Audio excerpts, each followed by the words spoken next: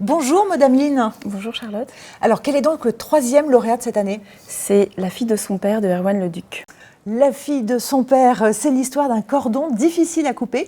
Étienne vit avec sa fille Rosa de 16 ans. Il l'élève seule et sans tristesse après que son amour de jeunesse ait joué les filles de l'air. Mais à l'heure où Rosa doit voler de ses propres ailes, rien n'est facile et encore moins quand le dit amour de jeunesse réapparaît soudainement à la télévision. Bonjour Erwan. Bonjour.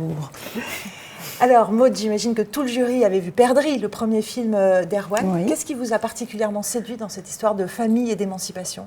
Alors ce qu'on a aimé dans le scénario, c'est l'histoire de ce père et de sa fille, qui est grande adolescente, qui doivent apprendre à se séparer, surtout lui, je dirais. Ce qu'on a aimé aussi, c'est le ton en fait d'Erwan. Alors je m'étais jurée de ne pas dire le mot singulier, parce que je pense qu'on va tout le temps vous dire que c'est singulier votre univers.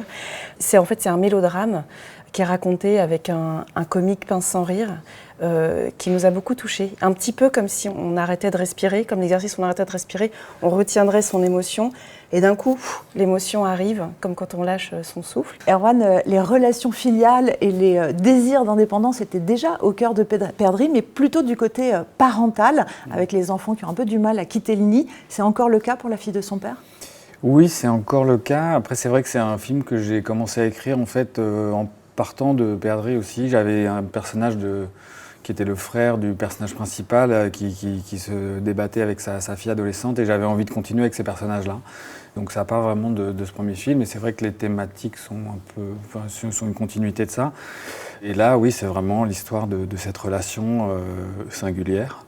Le mot me va très bien, entre ce père et sa fille, quoi, et comment cet amour inconditionnel est à la fois quelque chose qui les entoure, qui les protège, et puis qui les encercle et qui les étouffe. Vous dites une relation singulière, mais c'est une relation apaisée aussi, malgré la fuite, on va dire, de la mère. Est-ce que vous diriez que le père et cette fille ont fait le choix de la joie? Oui, j'espère. Oui. Après, ce que disait Maud, c'est très juste. Enfin, moi, c'est même quelque chose que je ne m'étais pas forcément formulé, cette histoire ce trajet du mélodrame qu'on retient.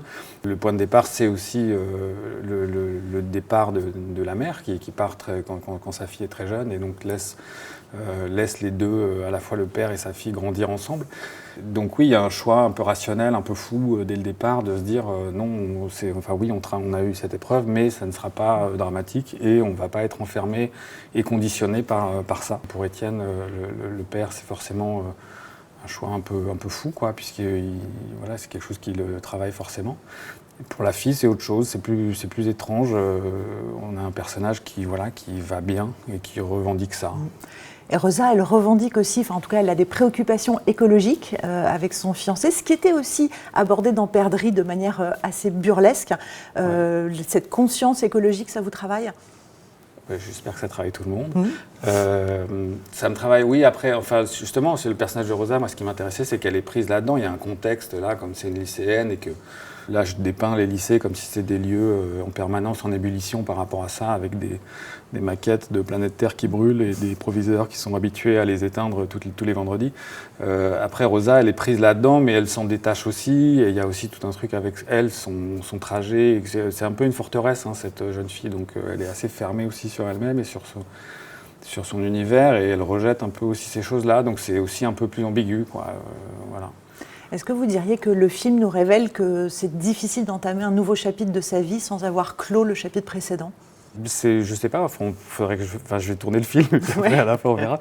Mais oui, c'est sûr que si la question se pose, c'est une des questions qui est posée à Étienne. Il y a cette espèce d'injonction justement de clore, en tout cas de penser cette blessure qui traîne depuis longtemps. Après, est-ce qu'il a besoin de ça pour passer à la suite? Oui, peut-être, mais c'est pas sûr. On verra. Voilà. Un mot sur le casting des rôles principaux, il est arrêté, je crois.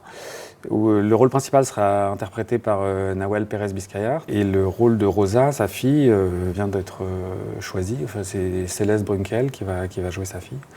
Ouais, c'est très excitant. Ça fait un duo de cinéma qui est assez unique, je crois. Et dans leur relation, ils ont aussi une dynamique parfois contradictoire qui est assez excitante. Vous tournez quand? On va essayer de tourner en juin-juillet de l'année prochaine. Maud, c'est à vous que revient le plaisir donc, de décerner à Erwan ce prix. Félicitations. Voilà, d'aide à la création de la Fondation GAN. Merci tous les deux. Merci beaucoup. Merci Charlotte.